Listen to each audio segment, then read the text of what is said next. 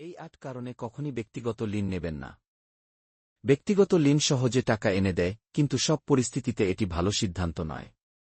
ভুল সময়ে ঋণ নিলে মাসিক কিস্তির চাপ ভবিষ্যতের আর্থিক অবস্থাকে অস্থিতিশীল করে। তাই ঋণ নেওয়ার আগে এই ৮টি বিষয় সম্পর্কে সচেতন থাকা জরুরি। অতিরিক্ত সুদের হার। ব্যক্তিগত ঋণে সুদের হার বেশ বেশি হয়। কিস্তি দিতে দিতে মোট খরচ মূল টাকার তুলনায় অনেক বেড়ে যায়। প্রয়োজন জরুরি না হলে শখ, ঘুরতে যাওয়া, দামি জিনিস কেনা ইত্যাদি অপ্রয়োজনীয় কারণে ঋণ নেওয়া ভবিষ্যতের আয়কে ঝুঁকিতে ফেলে।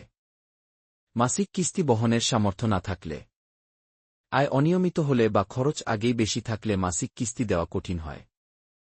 একাধিক ঋণ চললে, আগে থেকেই অন্য ঋণের কিস্তি থাকলে নতুন ঋণ চাপ বাড়ায় এবং আর্থিক স্থিতি নষ্ট করে।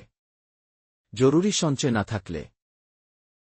না থাকলে কোনো বিপদে কিস্তি আটকাতে পারে এবং আরও বড় সংকট তৈরি হয়।